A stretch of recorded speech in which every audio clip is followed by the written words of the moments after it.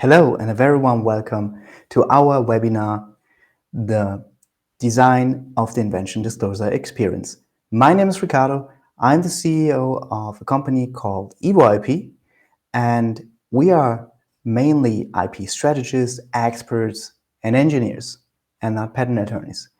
Therefore, we are working mostly with larger corporates together. In the recent years, I completed nearly over 200 plus invention disclosures. And in this webinar, I like to share with you my best practices, what I have learned to make the life easier for the inventor. So please fasten your seatbelt, be ready for it, and I'd like to welcome you here.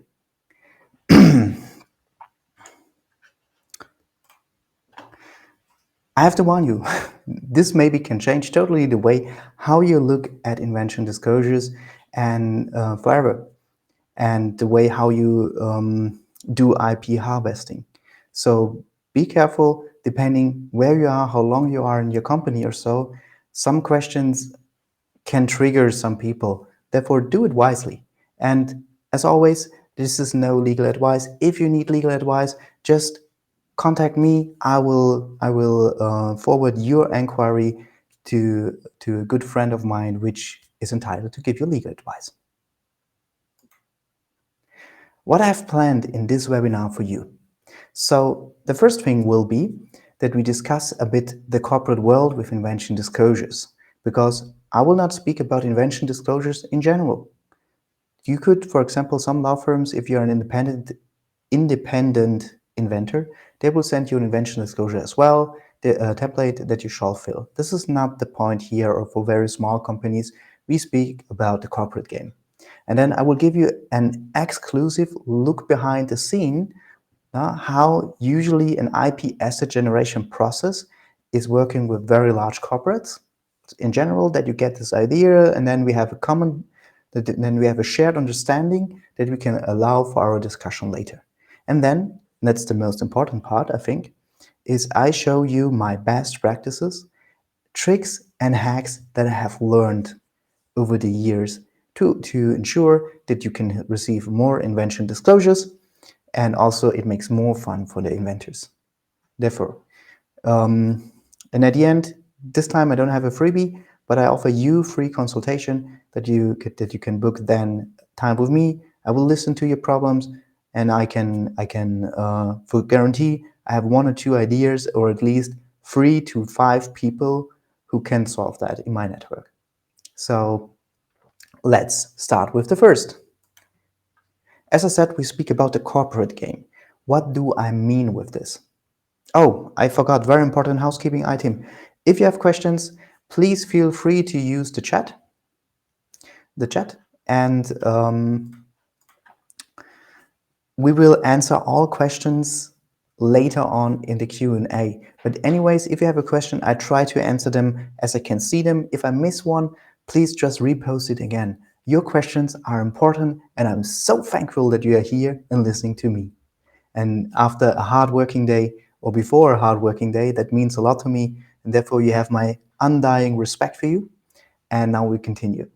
So, as I mentioned, what we talk about is the corporate game. Therefore, we speak about the experience of the inventors in a corporate setting with a fully established IP management department and a separate IP legal department, now which works with the outside counsel for the patent prosecution. That's the picture that I like you to have in mind if I talk about something, and that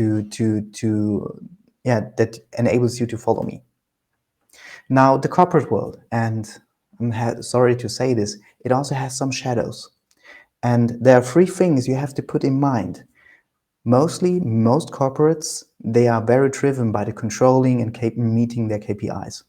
And it's good. It's the way how the organization works usually. And usually that comes also for IP management or the IP legal aspect, that, for example, they have certain duration times they need to fulfill in order to do their job.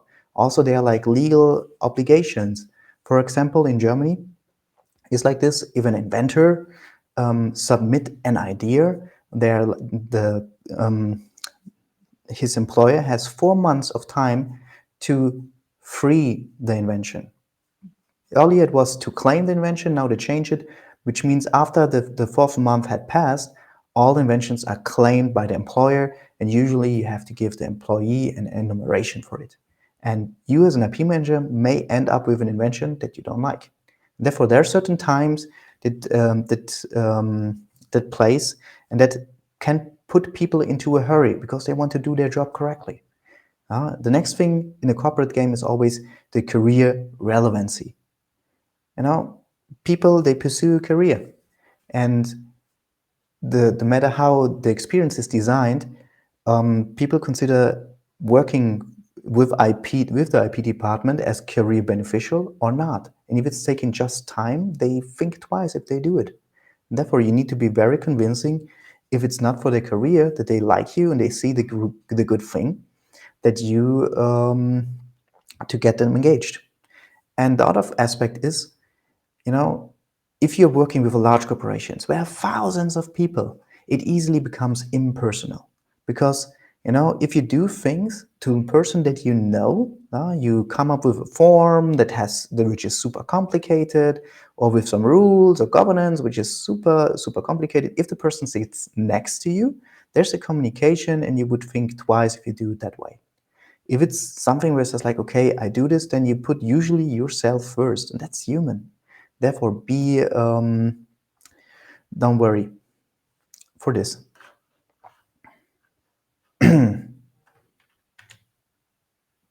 Now, what we have in mind is what it should be. You have the inventors and the IP teams. We have our invention disclosures. There we put all our stuff into it, and then we can generate amazing IP assets. That's what it should be. But how it's actually? And actually is more like this, that you are the inventors and the IP team, and then there's the governance, then way how you do the invention disclosures, what you have to look for, the kind of questions which are done here, and that really is building a hurdle. And therefore, sometimes inventors and IP team, if they still are inventing with this setting, they are like superheroes, because they have really to fly over that wall, not anymore clipping, really fly over. And therefore, if you are a corporate serial innovator and inventing a lot and still smiling, you are my hero. Thank you that you do this. Therefore, great. Now, as you maybe can feel into it, what is the situation as an IP manager in such a setting? Usually, it's like this: you have too many or too few inventions to generate IP assets. The invention disclosures, they sometimes are off topic or without substance. With substance, I mean like there's no real disclosure into it. People want to do something, but they don't express how they do it. And the question is that then an invention? We will discuss this later on. But that's usually the field. It's not so easy, as I said, you can easily generate IP assets. Also, if you look nowadays how it is in corporates, usually all of this is text-based submission. They have usually like invention disclosure templates, documents, and mostly they have nowadays also corporate inventor portal. I know some IP service provider or IP management software provider are listening to this. Therefore, please listen closely. I may give you one or two hints how you can make your experience really great. Because at the moment, is this really best practice? I don't know. Therefore, with the text-based submission, there are some issues. I understand, and you have to know, I can't just speak for the German jurisdiction. It's kind of mandatory because our Employee Inventor Act or law requires that the invention is submitted in a written form. And therefore, you always have the text-based submission. And therefore, that's one of the mandatory things, and it's usually why people come with this. The question is this really the best way? And this I try to answer in this webinar. Now, what you have in written communication always is like you have a physical object that you want to describe or an idea, and you have to put it into words. And as you know, perhaps as a patent professional or so, have read a patent sometimes, what is described can paint a picture in the mind which is totally different to what it actually is. Therefore, I found this example, which I really like. It can be a circle or preferably a curved line with every point in an equidistant from the center. And you see, that can be an issue. Now, how does the hurdle come into this invention disclosure? How it's built brick by brick by brick. And for me, it's like the inventor sit there and has questions. First of all, in front of any invention is the brave assumption that there is an invention and that there's an IP asset. Sometimes not so obvious as we assume. Then the other thing is like, if you draft invention disclosures or if you develop a product, are you done?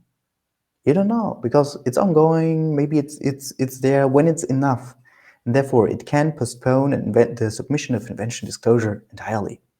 Then the next thing is that you have to communicate in written language, which is, especially if you, for example, a non-native English speaker, can be a challenge if it has to be in English. And therefore, that delays further or improve more the hurdle for an inventor to submit his idea. And the next thing is the governance things like, where's the link? Where I can submit it? Do I have the correct template? What is the things I have to do? What are the information I have to provide? And the next thing, and this is more, I call this inventive what and unitary, because that are specific terms used by IP professionals that the normal inventor doesn't understand. And also, in my opinion, doesn't need to understand. But before I tell you how to solve them, as I said and I promised, I want to give you a look behind the scene of corporate invention disclosure handling, how they do it. I worked with several larger ones, and somehow it's a bit similar. In 100%, it's not 100% the cases that all corporations do it, but for today, to give you this idea how it works, it's fine enough.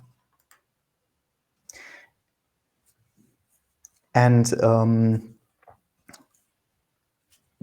how does the invention come into the invention disclosures? And if you think of it, what are the 3 ways how people come to ideas?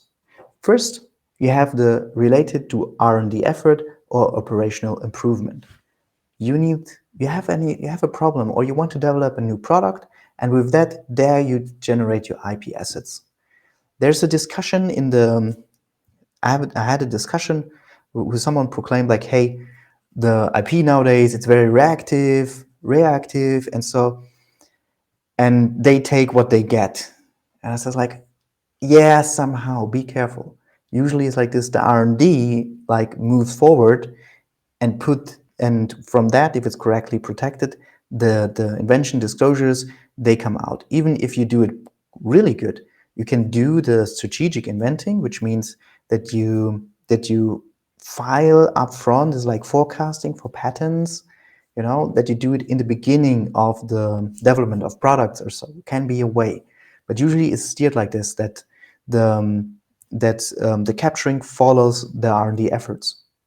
Therefore, it can be cleverly done, but usually that's the most common way. Then we have the unrelated idea. There's a famous case of a pizza package from Apple. That Apple patented a pizza package. And why? Because one employee was walking in the canteen, was upset with cold pizza, in the way also how much trash they produce.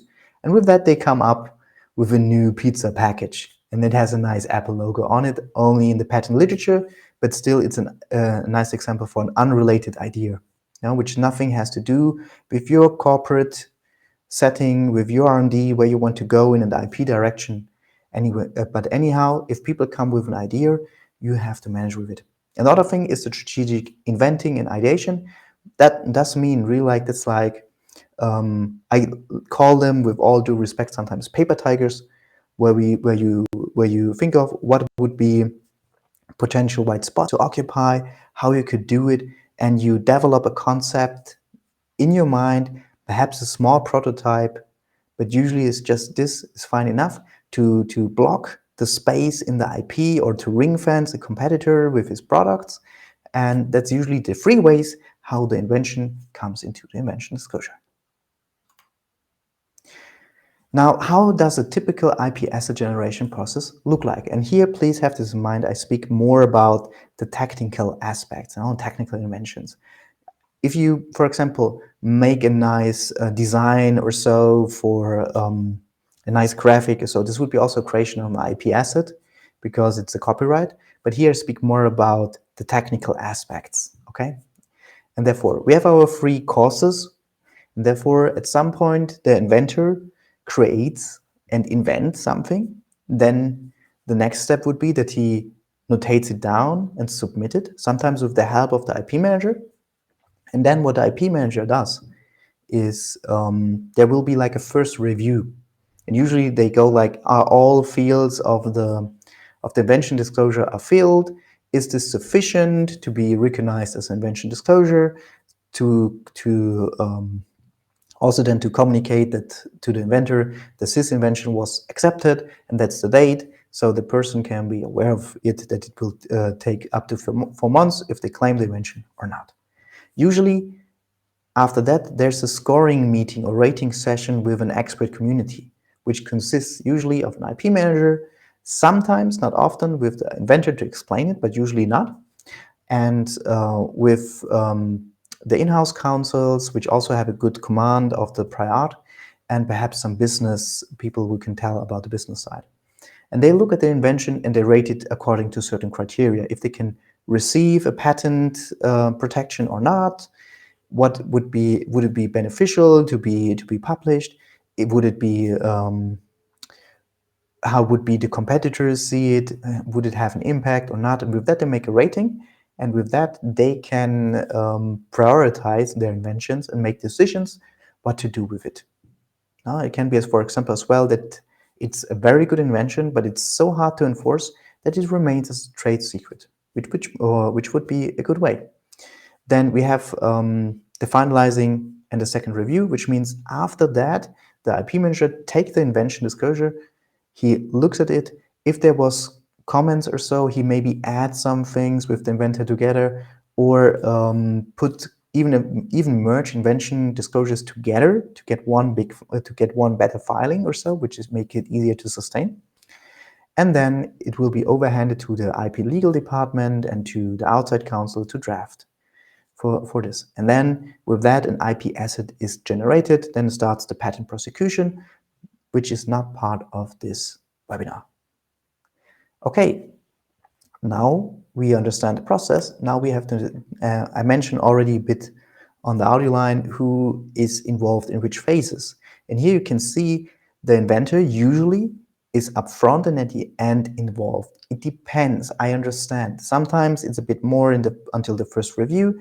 It depends case by case, but usually it's like this. The inventor submits, the invention disclosure flies. It comes to the IP manager, there's the in-house counsel and outside counsel, and at the end, somewhere, there are questions, the inventor will be again interviewed. The problem hereby is the following, and I will answer this also, come to this later as well, is like the inventor makes his experience in the beginning and at the end, but in between, I know sometimes it also happened they don't have a clue what even happened to the invention disclosures and reach out like a couple of months later, hey, what is now? And the IP manager has to tell.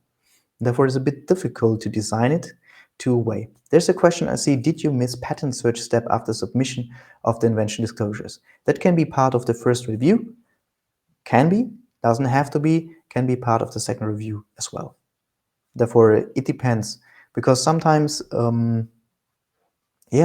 the question is in which branch you are. And if you need 1 week for patent search or so to complete the first review, maybe can be too late. If you have electronics or so, for example, a smartphone or so, they age within 1 year. So it depends. It depends. But good question. Thank you. Now, also, if you receive the invention disclosures, you have to be aware there are different levels of invention. I mean, in terms of the maturity. And for me, I have three stages how I explain this to my engineers. We have first the idea level, then the concept level, and then the solution level. If you're more interested in the terms or so, you can read the ISO for innovation. There are also more terminology explained. I made this up for me, versus an idea is like, I want to do something. I want to go to Berlin, for example. A concept would be that I say, okay, I want to do something and I have a general idea how the principle could be that I can go there, that I can achieve that, the technical effect. I can. For example, I want to go to Berlin. I can travel by car, I can travel by train, and I can fly. And the solution would be that I says, okay, now I have a very detailed and I tell exactly how I do something. And this is, for example, I travel to Berlin. I will take the train from Mannheim Central Station, departing at 6 p.m. And we'll reach in Berlin after 6 hours in the Berlin Central Station.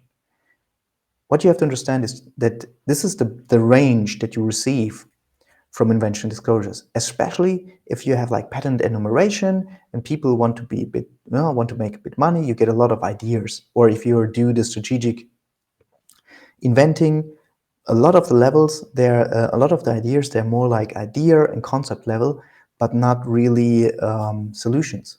Solutions usually come with the R&D effort, where people build prototypes. And there's actually something which is very well known, and there you have a different problem, which is that you maybe think too narrow in terms of protection. Therefore, you need a very good outside counsel. And with all due respect, we sometimes really are annoyed by our outside counsel, how much money they cost. Sometimes they are really worth it. They can spot it, and therefore, if you have a good in-house and outside counsel, that's amazing and it's important.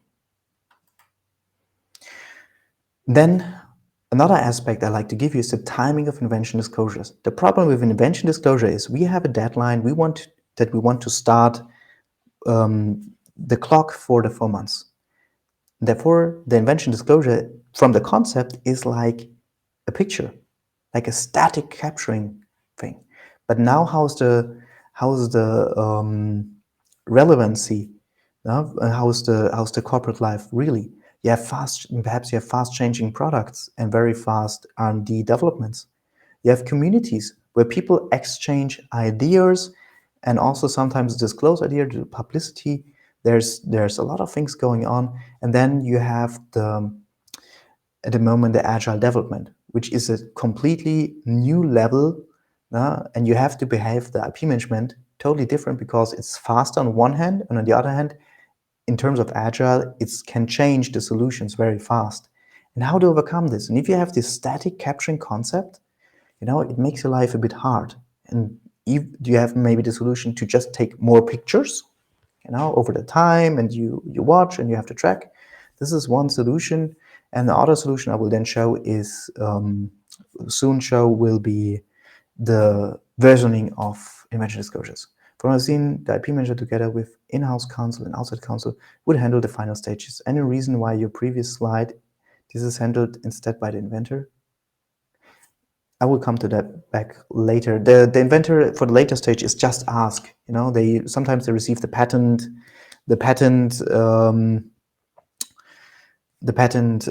draft. They give answers to it, or at some point it can be that certain parts or aspects of the invention will be not filed, and the inventor want to file it himself or so. Therefore, it's a bit tricky. But a very good question. Thank you, Gregory. So, how to solve all this? Congratulations, you finally come to the sweet spot of this webinar, where I give you my information.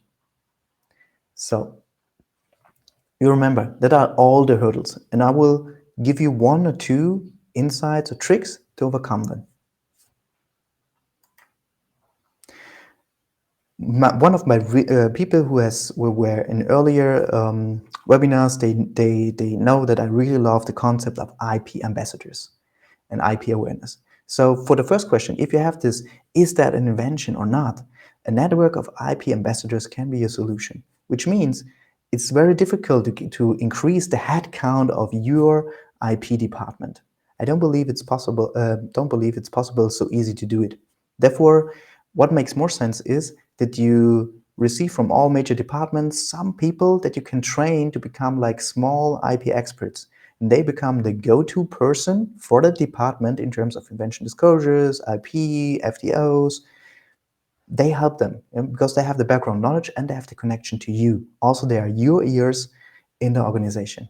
That's one way to overcome that, is that invention, because they can spot and say, hey, that's better. Let's check it. Then be inclusive. What is very important is, it's now a very dangerous saying, but I believe that a lot of women in corporates, they're humble, and they think they have good ideas, and it can be not the environment that they feel safe to give it. Therefore, be inclusive. Give that chance to that woman can invent, can feel safe to submit their ideas because they have the ideas. And I learned this from Barack Obama, where he said, as guys, if we shut our mouth and listen, we may actually learn something. And therefore, that stuck with me. Therefore, I like to invite you to be more inclusive. And I like to make for engineers, so they don't have to become IP experts. You don't have to train them, all people in the organization, to become IP experts and know everything and all the terms. Therefore, I do it simple. Therefore, I give them just like 2 rules. If you do something and it's significantly better, like 10% in performance, it's worth to be reviewed. Because if it would be so obvious, we would have done it beforehand. And therefore, if you have something which makes a performance step up, then it could be worth to review. And the other thing is, if you have the feeling as an expert, feels somehow odd or unusual, or it's a bit a crazy idea, that can be also non-obvious and novel, and could be worth to protect. So in that case, just request a meeting with the IP department and this. That's a very simple way how you could make people make people IP aware without overboarding them, because that's 2 things they have to acknowledge. That's okay. And for everything else, you have either the IP ambassadors or you they can come to. Then I'm done. This was on one hand for the agile development, and on the other hand for drafting invention disclosures. And what you have to know is, in agile development, they have something they call it definition of done. That's an agreement within the team what they have to do to call a task or or a sprint solved, and completed, certain steps. And then this is like a checklist. And there you could add, for example, an IP check. Is there something new or involved? The other thing is like, you participate as IP manager in the backlog grooming meetings, where you can have a look there and can pin what are can mark the topics which could be potentially interesting for IP. Can be one solution. The other thing is like, if you have to write your invention disclosure, that you allow preliminary invention disclosures, which means people can write less. That's such a good help.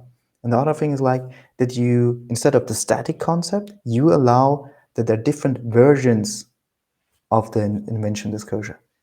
And with that, you just highlight at which time point the content was added.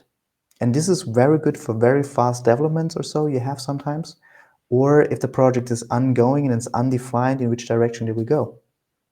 Can be. And provide a checklist for the inventor that they can self-check when it's good. So this is now a very important slide, which I like to pay your attention to. Remove the language hurdle.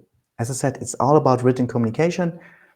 That's language, and that's difficult. Basically, you have three ways to deal within the inventor interview or while submission, or drafting the invention disclosure, and some for the management. And therefore, this is also, I call it use cases. In my preparation, I saw from Bastian Best. He called it the elevator pitch.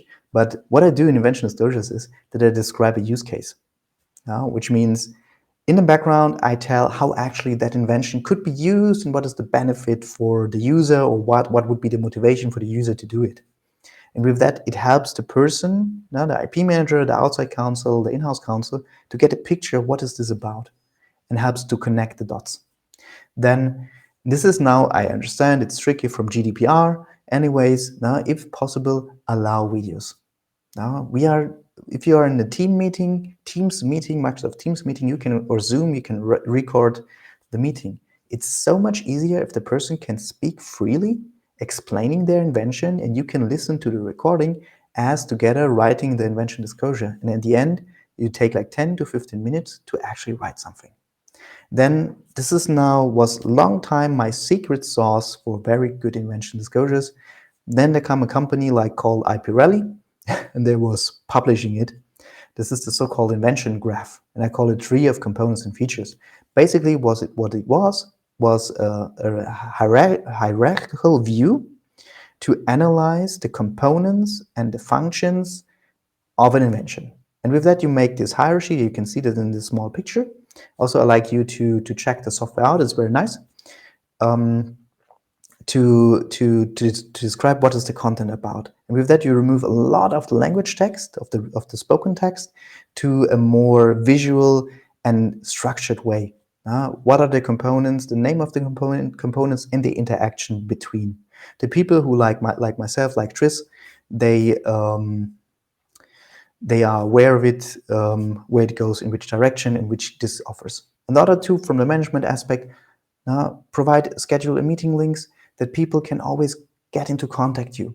Another thing, this is also the only part of shameless self-advertising where we were hired as the technical writers for this corporates to actually perform the inventor's interview and draft for them the invention disclosure, so that they had their first draft of it, so they could finalize it and could add things and they could focus on their main work without the thing. And therefore it could be a good solution if you don't have the manpower to have your engineers yourself.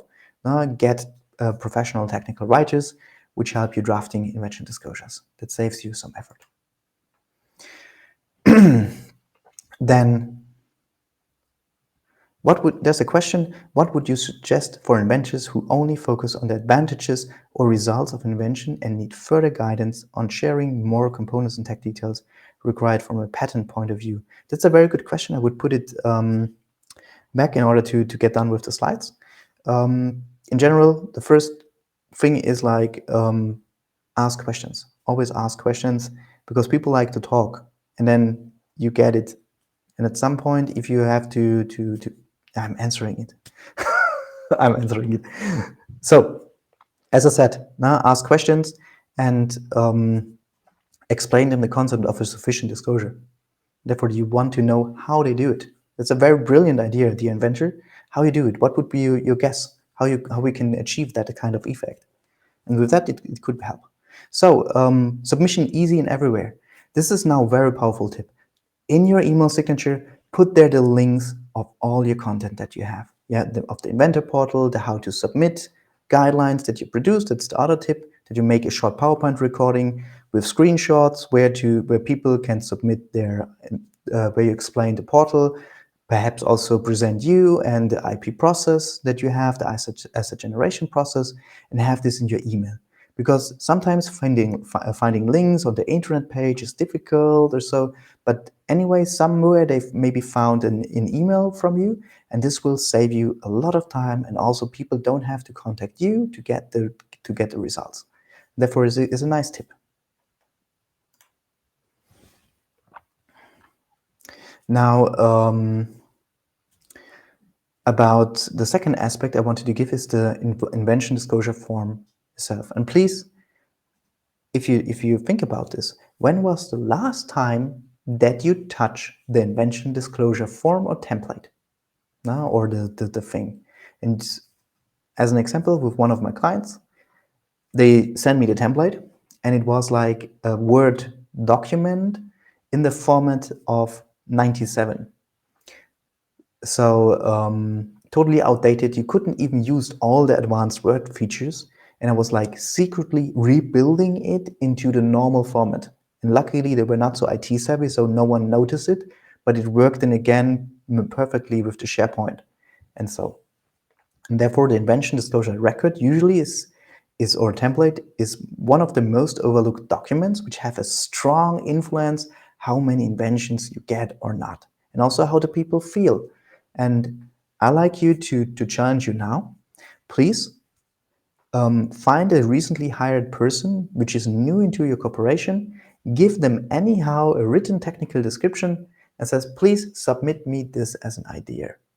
And be quiet, watch what they do.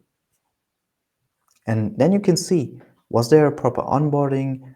Is the information easily to find? Can the people understand it themselves or not? That's basically behavior tracking. And with that, you can get an idea if your system, your experience is designed in a way that even a person which is not aware can do it. And that's the ideal case. A person who doesn't have a clue can intuitively submit an idea in a way you like and prefer. And you don't need to train. And therefore, with that, you have more time for yourself to work. Therefore, for the invention disclosure records, reduce the mandatory fields. As I said, use case, problem to be solved, what is the problem they want to solve, what they think is the technical problem, the name of the invention, and the contributors. And anything else, the question like prior use, references, applicable to other industries, put this on an extra page where it says that's the recommended fields. If you can give them, would be nice. If not, no problem. And with that, you overcome this "I'm done" question mark. For example, there was one killer was like third-party interaction where you have to even provide a contract, which was important, the contract of the interaction, but just to get the supplier contract could sometimes delay an invention disclosure a lot. And therefore, cut the mandatory fields is up to your thing, where you think like, okay, there it serves best. Another thing is, and this is now please for all IP service providers, and I can see it on LinkedIn that from the company names that you're listening. So there's no help anymore, no excuse. Sometimes I see inventor portals, they are like Google, but even worse, because in Google there's like a help page and something to contact people. And usually like inventor portals like wide, you have the fields, people have to type. If they are luckily, they can attach a Word file or so. And therefore, why there's not get into contact to IP management, for example, call number or a chat with a chatbot today is so easy to do. Was one of my business idea I never pursued, but providing an inventor interview chatbot, which asks that questions and can reply on the quality or so would be easy way to do. And FAQ, with frequently asked question, where also people could perhaps find your best practices or your advice to make great invention disclosures, so they can feel help and not only my inventions and a new invention or so. That's very good to how can I say, to convert in terms of getting focused only on the writing. But anyhow, if a person feels uncertain and doesn't know who to call or who to contact in a large organization, you lose that asset. Don't let it happen. Yeah, submission easy in everywhere. Now the unitary inventive aspect and this is now where it says number one rule. Not everyone has to be an IP expert. We are IP expert. I love IP. I can just talk about IP and I can make everyone fan of IP. That's not the point. The problem is just engineers, they have, and inventors, they maybe have other things to do. And also they don't think in inventions like a patent professional would do. Like one problem solved by one or more solutions would be like an invention. They don't think like this. They think in solutions. They build products. So you have done an invention disclosure with a product. It has several invention disclosures.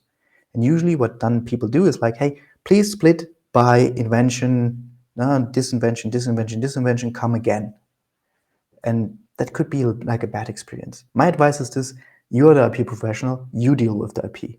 Receive the invention disclosure and make it possible that one submitted ID can be split in several patent cases.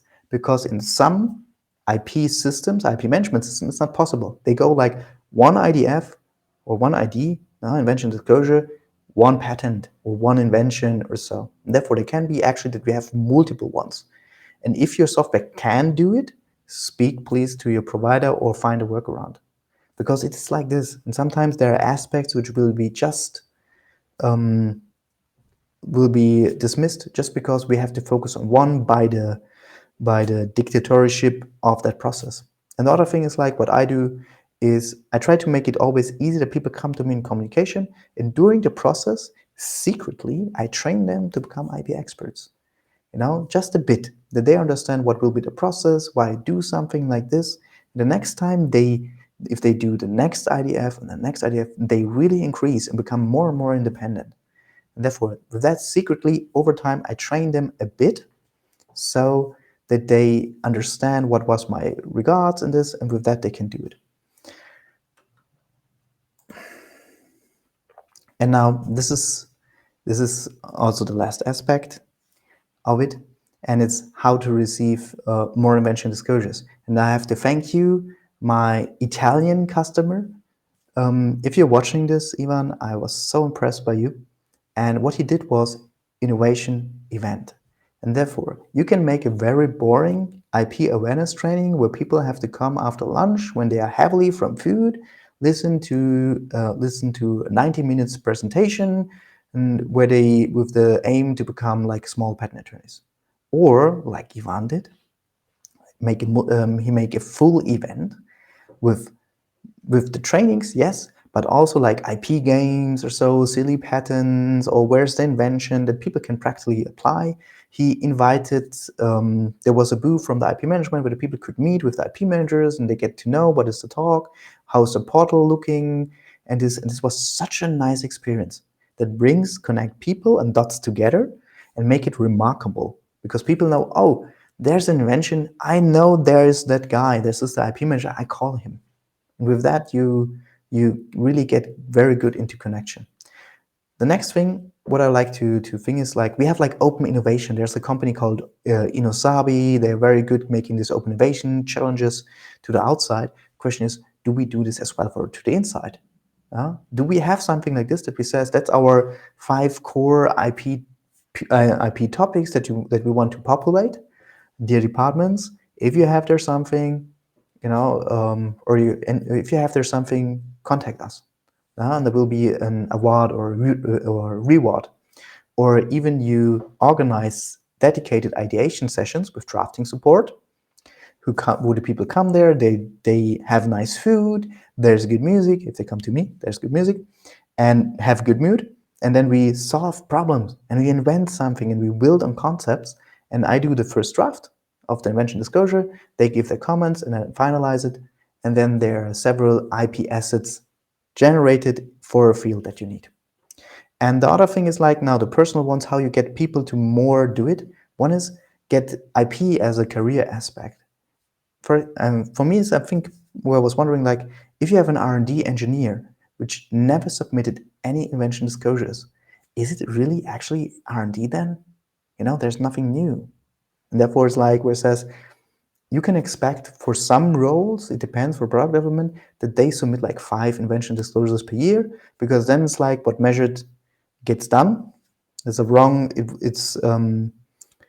a saying which is wrongly directed to Peter Drucker. It's not true. But the thing is, like, if you make it as an aspect of career, people want to do it. They want to get rid of this, and therefore there's a different feeling of it. And the other thing lies, this was a real story. I had a discussion with a person who was interested how to get more inventors from Germany, because they had an inventor incentive program which was widely used in China. They like it and it gave good inventions, but in Germany not so much. And he was wondering what was the issue. And I told him, hey, with all due respect, people of my generation, they're usually born in an area with enough money, so they care also for other things. And money is not all. Therefore, if you come with an incentive for something which is really, really painful to do, if I don't need the money, I don't do it. If I have enough money and we get good money in Germany, that's okay. I wouldn't do it. And therefore, I came with the trick to say, make a good cause. That you says the person still get the enumeration, but the same amount the person get will be donated to a good cause in his what he decides or the company has decided as program to help people. There's so many things ongoing at the moment where we can help, and with that you make people like inventing for good causes. And if you don't invent, if you invent, you make actually the world better. That's a nice picture that you can draw, and that that helps to overcome all the pain that you have. So I spoke very a lot, and therefore what I'd like to offer you is, this time I don't have the checklist, is if there's invention disclosure, is the drafting is on top of your mind and you want to discuss this or so, feel free to book a meeting with me. Let's brainstorm there. I can give you some ideas or can point to the correct experts so that your problem gets solved. And now we have time for questions. First of all, I want to say thank you that you stayed with me in this time and that you were joining our webinar. We will soon host our next webinar. Connect with us. And then we go into the questions. The next webinar will be in 2 weeks, in May, which will be about defensive publication as a solution. As shown here, please tune in, and then we will speak about your questions, Q&A. So usually engineers are very busy with their day-to-day job and no time to write invention disclosures, even with incentives. How you will tackle that? That's a brilliant question, thank you. Because if you remember, this is what I said with get professional technical writers. Because the people, as I said, they're busy with the job. And if there's no direct reward, or is mandatory for the career, they don't do it. That was also the first business case that we had, where a solution for writing patent summaries, because people had no time for patent monitoring. And at some point, if you're an expert in your field, you have also certain freedom to don't do things because you're so valuable to the company. And what you can do is make it, one thing is you can make the invention disclosure easy as possible during the day work or so, or you get a drafting service that can be easily a professional technical writer. In the easiest form, you maybe have like a working student or even or a trained person who write the invention disclosure for that person. That would be my solution. Because if the person lacks the motivation to do it, with all due respect, it doesn't mean the person is lazy. It's just more important work to do. I agree with you need to come and help them. So, okay, do we have more questions? I don't know if you got this with, for example, the invention graph. I don't know what is your best practice to develop invention disclosures.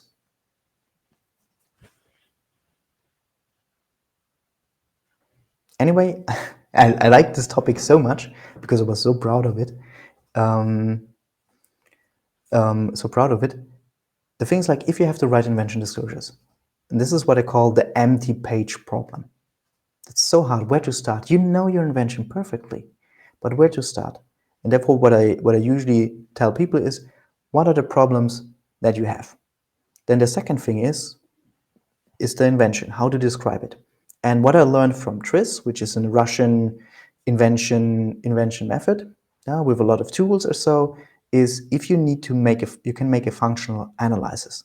And the easiest way to do is you make a list with all the components that you have of the invention, the components and aspects, also the software aspects or digital aspects, and then you describe the interaction between them in the list. This is what you can see with the IP rally stuff, that it has this does this with that.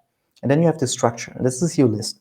And then you take your list and describe component by component and the interaction with the other one, and what kind of materials is made. With that, you easily complete invention disclosure within 1 day. It's possible to do.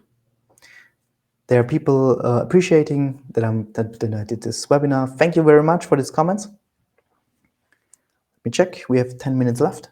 So, do we have more questions?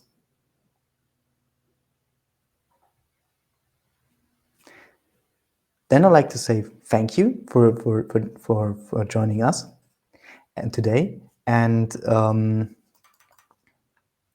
if you're not already following me, please follow us. Would be nice. I promise we will do more webinars. We will give more free content for you. Oh, there's a question. I ask one real-time use case for a better understanding. Inventors usually give good step-wise explanation. Niha, that's a perfect addition. Thank you.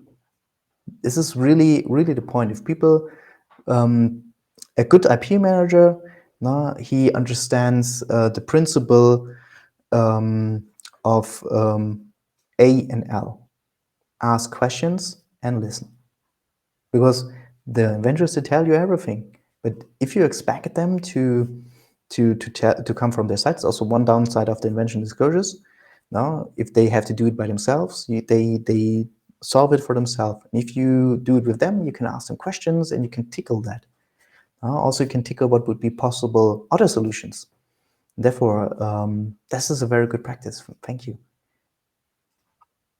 Yeah, as I mentioned, please follow us on LinkedIn, connect with me, feel free to do so. Because I believe in building an IP community and also having the best experts, 1 or 2 clicks at hand. If my client has a problem, that I can connect them, or as well, if you need something, that you can come to me and I guide to the next person. And usually it's free of charge. Also, I don't charge money or so, or one commission for making business. This is not what I believe. I believe in providing value, building a community, and together evolve the IP. That's the reason why it's called EVOip, so that we can have a better future and that we invent things that are great, fun, and makes things. So thank you very much. As I said, there's our next event, which will be about defensive publication as a solution, which is, in my opinion, one of the most overlooked ones, because back then it was more tricky to do it. Nowadays it's so easy to do, and I will show you everything for it to do it. Now, what you need, where you can do it, and how a good solution looks like that. I say thank you. My name is Ricardo, and my name is Ricardo. Best regards from the EVOip team, and have a good evening.